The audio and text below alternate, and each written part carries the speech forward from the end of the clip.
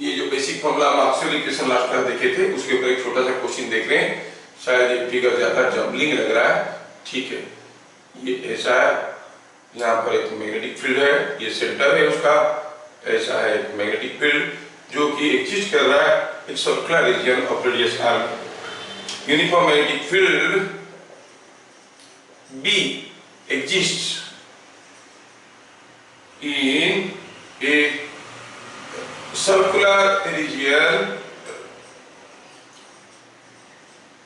of radius r. A charge q of mass m is at a distance capital R from center. If the magnetic field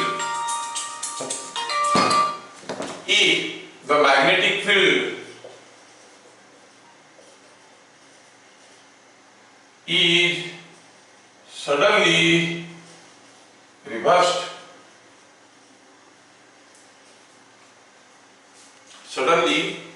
यहाँ पर जो magnetic field B था वो suddenly reverse कर दिया गया। Find velocity acquired by the charged particle।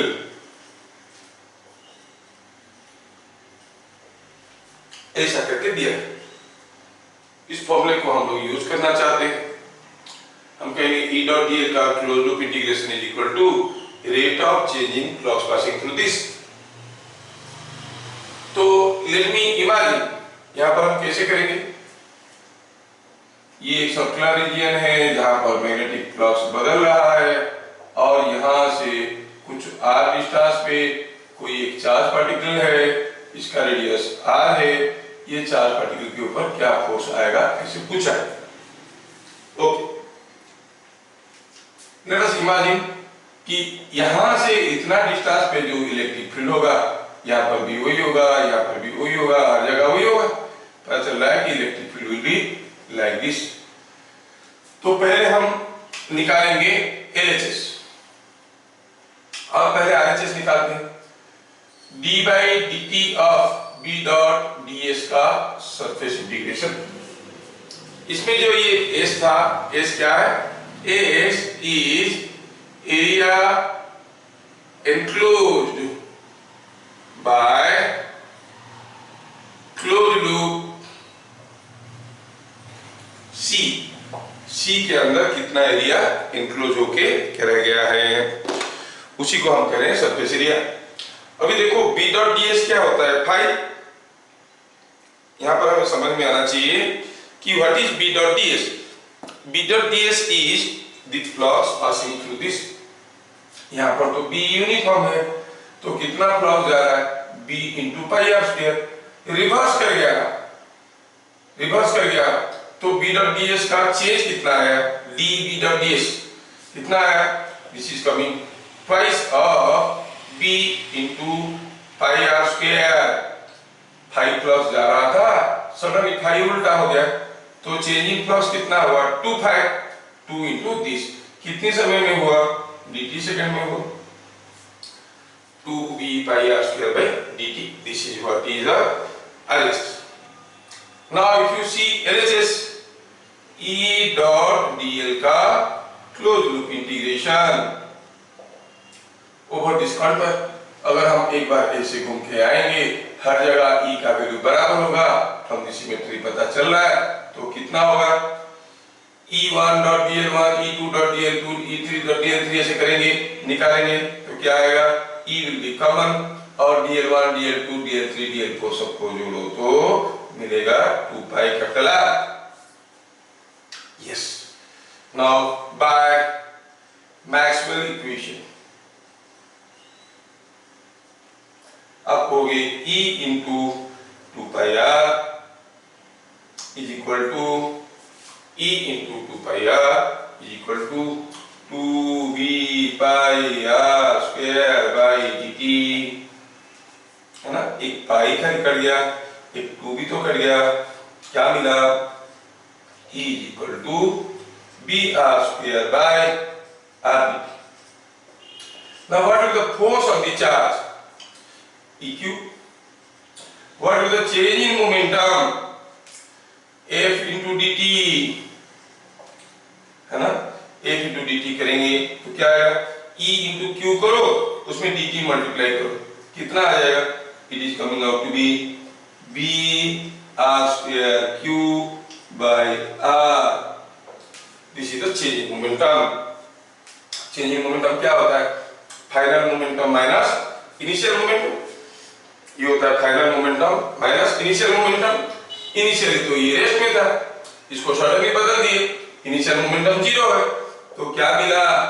Final momentum is equal to B R square Q by capital R. और अगर हम वेलोसिटी निकालना चाहेंगे तो वेलोसिटी क्या हो जाएगा? B R square Q by M into R, क्योंकि मोमेंटम था मास इनटू वेलोसिटी। ठीक है। For a electrostatic field what is E dot dl close loop integration? You say it is 0। क्यों? कंजर्वेटिव फील्ड है ना, एक बार घूम के आने से 0 होता है। For electrodynamic field E dot dl का close loop integration is not 0। ये मैक्सवेल इक्वेशन से और भी एक इंपॉर्टेंट चीज पता चल रहा है। अगर इलेक्ट्रिक फील्ड हर जगह है, इसका मतलब लाइंस ऑफ फ्लक्स भी है, तो इलेक्ट्रोस्टैटिक्स में lines of flux way never forming close loop but now they may form close loop. ये चीज को मैं नोट करना चाहूंगा। मैं थोड़ा इसका फोटो ले लेता हूं फिर बोलता हूं। सर चेंज इन फ्लक्स का डायरेक्शन क्या करते हैं? Okay, coming to your point, छोटे छोटे इमेजिनेशन। अगर ये छोटा छोटा चीज समझ में नहीं आ रहा तो कल मेरे से काफी गलती हो गया, मैं सोचा कि तुम लोग सब समझ गए। Okay, let me explain change in flux का डायरेक्शन क्या होगा। पहले फ्लक्स कैसे था? अंदर, रिवर्स कर गया मैग्नेटिक फील्ड, फ्लक्स कैसे हो गया? बाहर की तरफ, है ना? तो फाइनल फ्लक्स आउटवर्ड्स। मान लो कि कोई पार्टिकल v वेलोसिटी में गया, वॉल पे टकराया, v वेलोसिटी में वापस आया, change in velocity to v किस डायरेक्शन में? Final velocity minus initial velocity. Final इस डायरेक्शन में था, इनिशियल इस डायरेक्शन में था, फाइनल माइनस इनिशियल करेंगे तो आउटवर्ड डायरेक्शन में ही होगा कि नहीं होगा? एग्जैक्टली द सेम वे इसमें फाइनल फ्लक्स वाज आउटवर्ड, क्योंकि इनिशियली मैग्नेटिक फील्ड का डायरेक्शन जैसे क्रॉस मार्क दिखाया इनवर्ड, तो चेंज इन फ्लक्स आउटवर्ड हो गया। लेकिन आप लोग उस पे मत जाओ, let us be within our required limit. मैं खाली बता दिया क्योंकि तुम लोग अच्छे बच्चे हो। हाँ, तो ये जो चीजें हम लोग अभी देखे, इसमें से 2 इंपॉर्टेंट चीजें हमें नोट करने की लायक है, इवन जो कि IIT JEE में आ चुका है। मैं इसको मिटाता हूं, 2 इंपॉर्टेंट चीज बताता हूं। 2 इंपॉर्टेंट चीज क्या हुआ? पहला इंपॉर्टेंट चीज हुआ इन electrostatic field,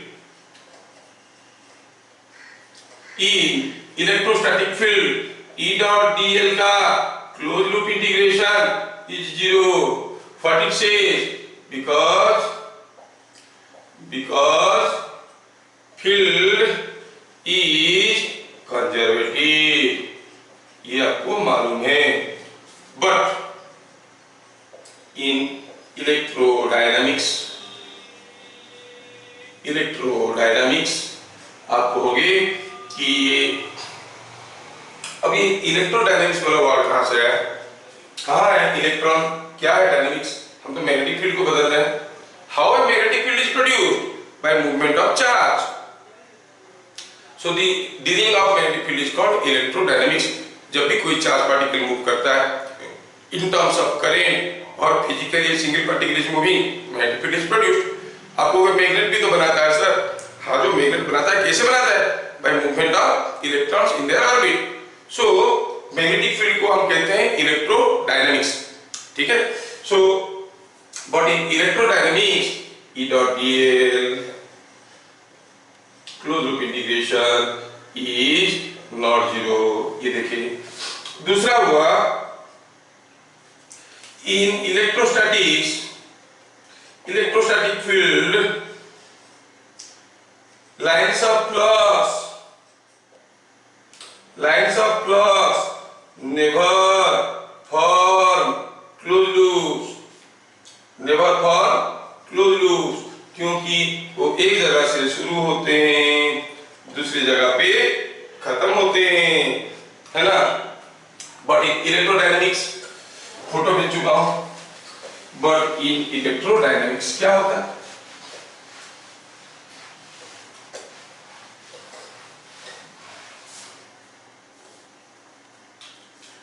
But in electrodynamics, the field is non-conservative. So lines of flux, कौन से lines of flux? Electric lines of flux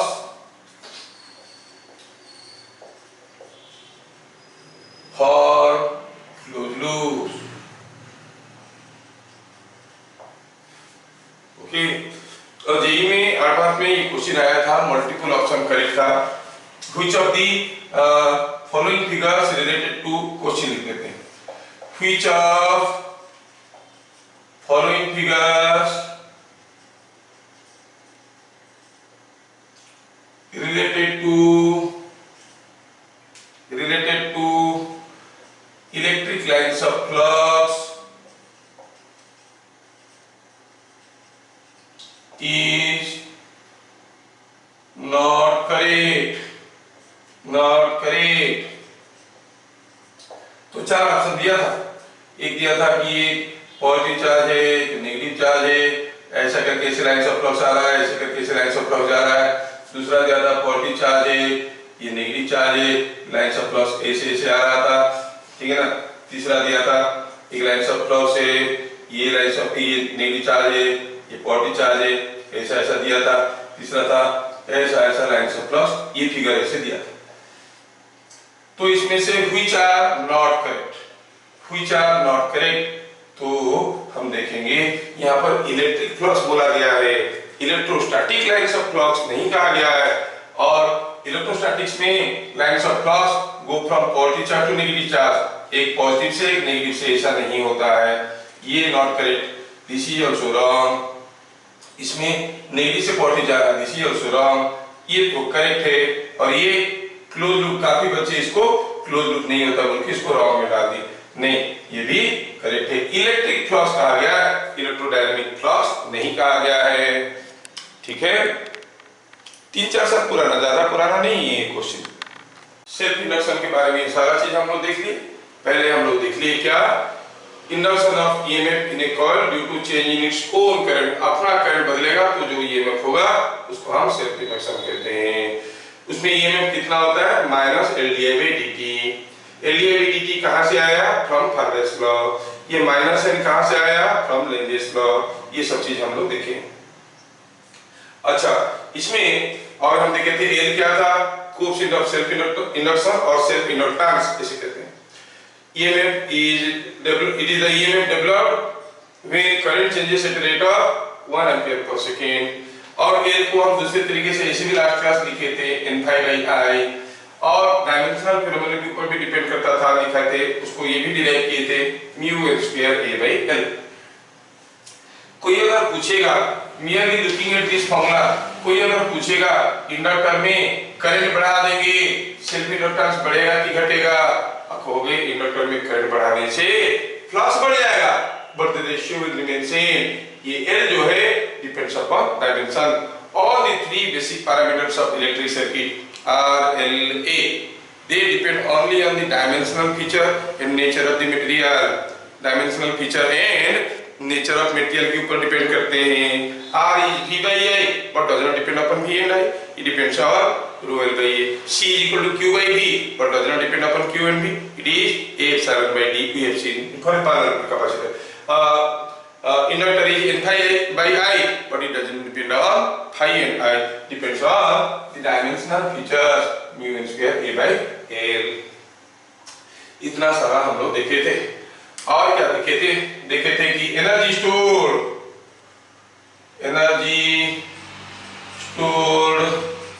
in inductor क्या होता है, is equal to half L I square. आज कोई पूछ रहे थे क्या एनर्जी डेंसिटी निकाल सकते हैं? हाँ निकाल सकते हैं। Just divide the volume of the core and now simplify you will get half B square H. लिख ही लेते हैं energy density is given by half B square by mu. ये होता है एनर्जी डेंसिटी का फॉर्मूला। ये फॉर्मूला है joules per metre cube. Where this energy is stored? The energy is stored in the core of the material in terms of alignment of magnetic dipoles। ठीक है? तो when this current is passing, its maximum EMF developed is 30 volt, then EMF is LdI by dt, differentiate किया I को with respect to time, you are getting this quantity, इसका maximum value is this value, given this maximum value is 30 volt, equate कर दिए तो क्या मिला, ये हमें 30 वोल्ट दिया गया है, अपनी मर्जी से नहीं दी, दिस इज गिवन, तो L is equal to 0.03 henry. ठीक है? कोई एक सेल्फ इंडक्टेंस है 500 मिली हेनरी का, इसके अंदर से 2 एम्पीयर करंट हम ले रहे हैं और उसमें 100 टर्न से find the flux associated with each turn of coil. हर एक टर्न में कितना फ्लक्स पास कर रहा है। और हमें तो मालूम है कि Li is N phi. Phi क्या था, ये कॉइल है, तो इसके अंदर से जो फ्लक्स जा रहा था हर एक टर्न से तो वही फ्लक्स जा रहा था, तो फाई का वैल्यू क्या हो गया Li बाय N। L का वैल्यू कितना है 500 मिली हेनरी, I हो गया 2 ampere, N is 100 turns, make it simplified, तो क्या मिलेगा 100 टर्न दिया है क्या 100 टर्न्स, हाँ, तो फिर हो गया 5 into 2 is 10 into this, it is 10 to the power minus 2 Weber। The amount of flux passing through each turn is 0.01 Weber। ठीक है? इसका वैल्यू हो जाएगा EMF is equal to LdI by dt। I'm talking about the potential difference, कितना आएगा? ठीक है? तो इसको अगर ऐसे देखेंगे तो पहले t equal to 3 di by dt हो गया स्लोप हो गया ये 4/5, so it is L into 4/5। L का वैल्यू लिख देते हैं 100 milli henry, it is 0.1, L is 100 milli henry, तो हो गया 0.1 into 4/5, तो हो गया 0.8, नहीं ये 0.08 वोल्ट। ठीक है? और कब at t equal to 3, at t equal to 6 second में क्या आएगा, एट t इक्वल टू 6 में 0.1 into 0, क्योंकि slope is constant 0, at t is equal to 6 second, and it is equal to, again I am talking about the magnitude, so I will see the slope 10/2 is 5, 0.1 into 5 is equal to 0.5, at t is equal to, these are all volts, at t is equal to 11 seconds। ठीक है? t is equal to 11 second में आपको ये चीज मिल जाएगा। ठीक है? तो कभी कभार वो लोग बोलते हैं कि draw the variation of EMF। ये काफी सिंपल है, आप ऐसे इलेक्ट्रिक करंट का वेरिएशन देख लिए और अगर हम EMF को प्लॉट करने की कोशिश करेंगे तो ये करंट था, ये EMF होगा, आपको मिलेगा यहाँ तक E is equal to minus LdI by dt। They want you to incorporate this minus sign, तो यहाँ पर स्लोप पॉजिटिव था तो EMF नेगेटिव होगा। ऐसे ये जोन में EMF 0 होगा यहाँ तक, ये जोन में स्लोप नेगेटिव है EMF पॉजिटिव होगा। इसके बाद देयर इज नो करंट, तो ये मतलब वेरिएशन दिखने में कुछ ऐसा दिखेगा। ये ऐसे आई ऐसे वेरी करता है तो ये में ऐसा वेरी करता है। ठीक है,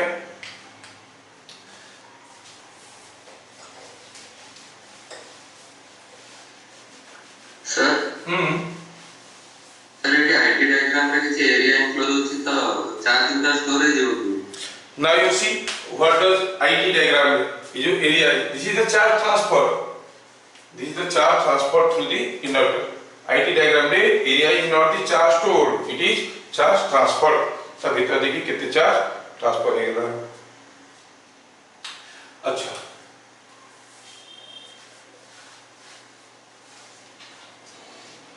now we shall see about LC circuit. LC circuit के बारे में समझना है। थोड़ा मैं इसका फोटो भेज देता हूँ, फिर करेंगे।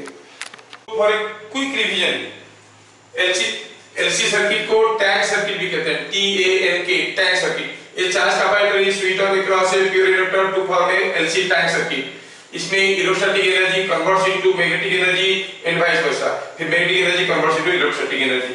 अगर किसी कैपेसिटर में इनिशियली और मैक्सिमम वोल्टेज VM है, करंट इसमें मैक्सिमम करंट IM है, मतलब ये जब पूरा डिस्चार्ज हो गया, सारा एनर्जी इसमें आ गया, तो आप कहोगे half CVM square initial electrostatic energy is equal to half LIM square, जो मैग्नेटिक एनर्जी में कन्वर्ट हो गया। Same current passes through both of them, so the current through the capacitor when the potential difference is this is VC, current is CdVC by dt, so di by dt is this। now इसमें potential difference बराबर है, so VC is equal to minus LdI by dt। Value डाले तो it is coming out to be कितना, minus VC is equal to minus LC d square VC by dt square। Expression आप इस differential equation को solve करेंगे, expression निकालेंगे तो VC मिलेगा Vm sin ओमेगा t, जबकि ओमेगा का वैल्यू आएगा 1 by root of LC। So frequency of LC oscillation, remember यही चीज चाहिए, ये सारा चीज में से ओनली दिस चीज रिक्वायर्ड। और ये बहुत ही रेगुलर क्वेश्चन है, ये formula is same for resonance also. और मैं देखता हूं कि ऑलमोस्ट एवरी ईयर ये क्वेश्चन आ जाता है, सेम फार्मूला आपको लिखना होता है। It may be from resonance chapter or may be from LC oscillation circuit. और यहाँ पर आपको नोट करने वाली चीज क्या है, देखो, थोड़ा if you read between the lines, मैं इसका फोटो दे देता हूँ। To read between the lines थोड़ा सा मैं एक चीज यहाँ पे बताना चाहूंगा।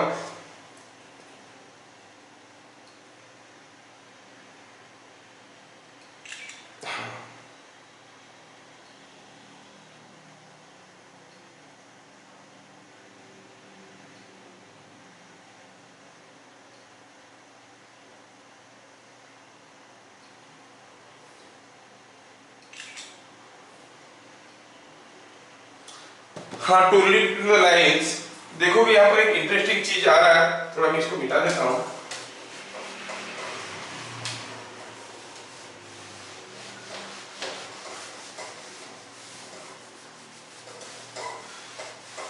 यहाँ पर जो आया आपका F is equal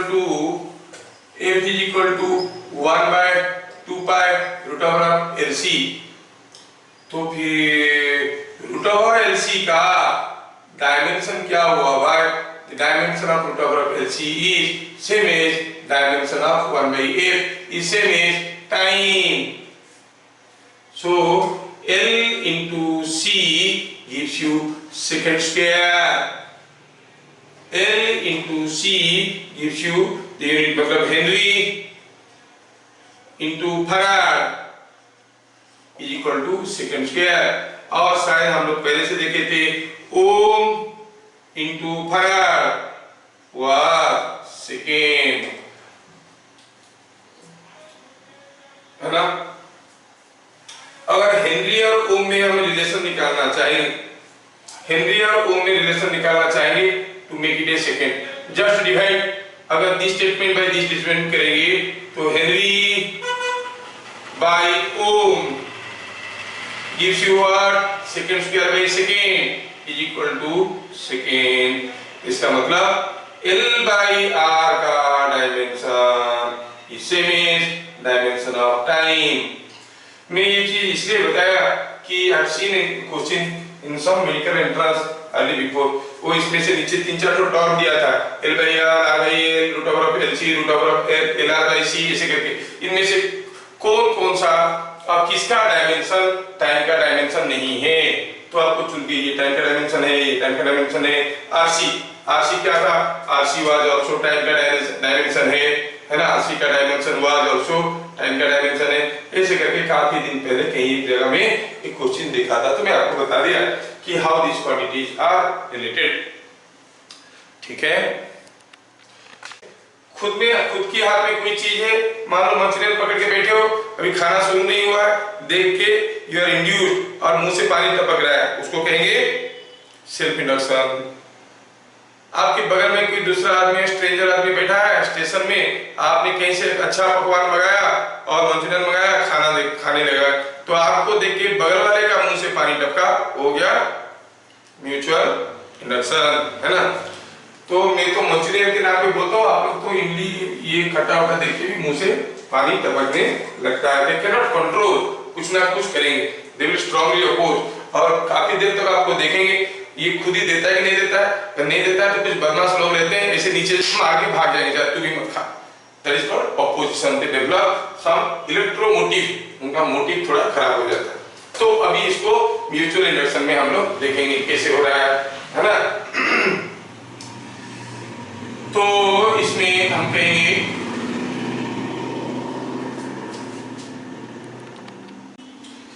induction of EMF in a secondary coil due to changing flux or changing current in a primary coil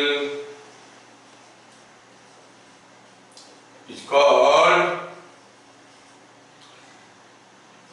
mutual induction. क्या है म्यूचुअल इंडक्शन? सब आप कहेंगे suppose here is a coil and now you pass a current to it, some flux is developing। Current बदल दोगे, flux बदलेगा तो क्या होगा, फ्लक्स बदलेगा तो इसमें ईएमएफ होगा, that is self induction. Suppose हम कहेंगे यहाँ पर एक दूसरा कॉइल है, ठीक है, ये दूसरा कॉइल है, अब इसमें कोई चीज कनेक्टेड नहीं है, अब इसमें आप कोई बैटरी दिए थे, रेजिस्टेंस को बदल रहे थे, करंट बदल रहा था, अब देखोगे इसमें करंट बदलने के कारण जो फ्लक्स जनरेट हो रहा था वो बदल जाएगा, इसके साथ जो फ्लक्स लिंक कर रहा था वो भी बदल जाएगा, फ्लक्स बदलने के कारण इसमें एक ईएमएफ होगा। This is no way electrically connected to this, but automatically you find some EMF is developed depending upon the variation of current here. This phenomenon is called mutual induction. इसको हम कहेंगे primary coil, इसको हम कहेंगे secondary coil. ठीक है, तो थोड़ा इसके बारे में डिटेल्स में देखेंगे। तो if I1 is current in, ऊपर देखा है, हाँ देखा है, current in primary coil,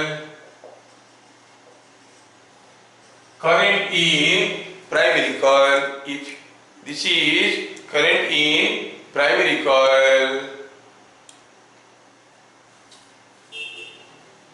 then EMF induced in secondary coil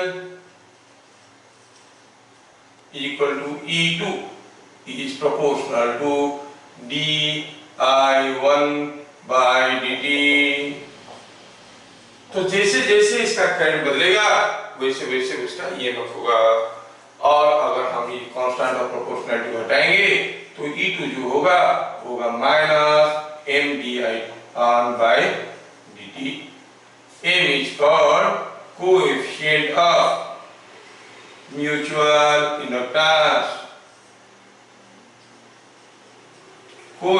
of mutual inductance. तो M क्या हो गया? Coefficient of mutual inductance. और ये किसके ऊपर डिपेंड करता है? Depends on size of each coil and their relative positions with respect to each other. With respect to each other, उनका relative position के ऊपर डिपेंड करता है कैसे कैसे रखा है। ठीक है, अगर मान लो कि ये कॉइल को इस कॉइल से काफी दूर में रखें, इसका कोई भी फ्लक्स उसके पास पहुंच नहीं रहा है, तो क्या होगा? ऑब्वियसली क्या होगा कि ये जितना भी करंट चेंज करो उसमें कोई ईएमएफ नहीं होगा। इसको अगर पास रखोगे तो इसमें थोड़ा सा चेंज करो तो इसमें ज्यादा फ्लक्स बदल रहा है, तो ऑब्वियसली मोर ईएमएफ होगा, है ना। It all depends how is the shape of the coil, size of the coil and its relative position with respect to each other. ठीक है, कोई एक प्राइमरी कॉइल रखा हुआ है, इसमें से कुछ करंट I1 जा रहा है और इसमें से कुछ फ्लक्स Φ1 बन रहा है, Φ1 फ्लक्स में से कुछ फ्लक्स Φ2 सेकेंडरी कॉइल के साथ लिंक कर रहा है। Φ2 must be less than Φ1 और K can be less than or equal to 1, क्योंकि पूरा एकदम नजदीक लगा के रखेंगे, इसमें जो भी बनेगा सारा उसके अंदर से जाएगा। So K can be maximum 1 or always less than 1।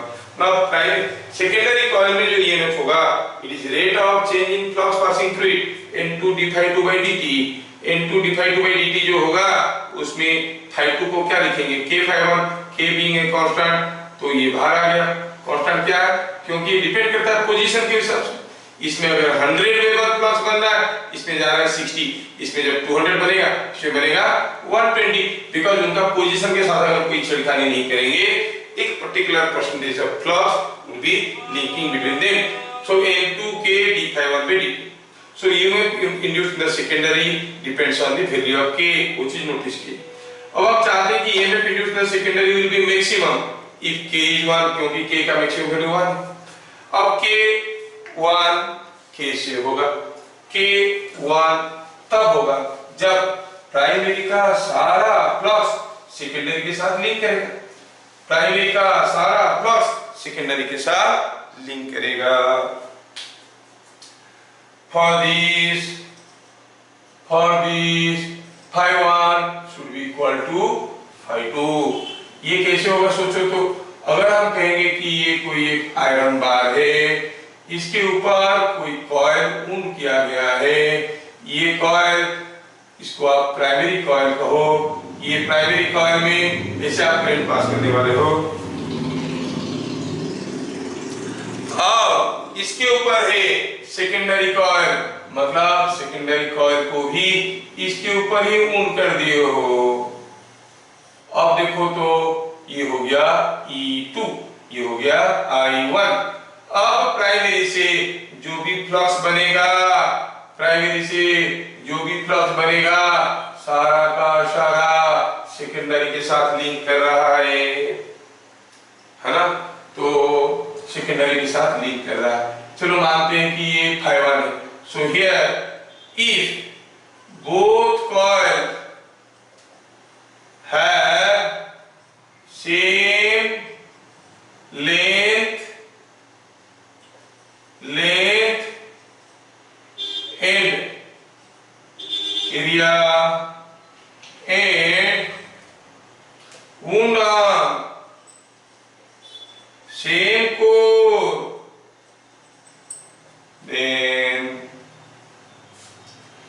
EMF in secondary is maximum। ठीक है, तो चलो मानते हैं कि L1, L2, L है, A1, A2 दोनों बराबर है, वो A है। अब Φ1 क्या है? Φ1 is B into A, B1 into A1, A1 तो A है, B1 हो गया mu N1 I1 by L into area, ये हो गया Φ1 and that is equal to again Φ2। so हमारा जो EMF होगा EMF क्या होगा in the secondary, it is N2 d phi 2 by dt, N2 d phi 2 by dt।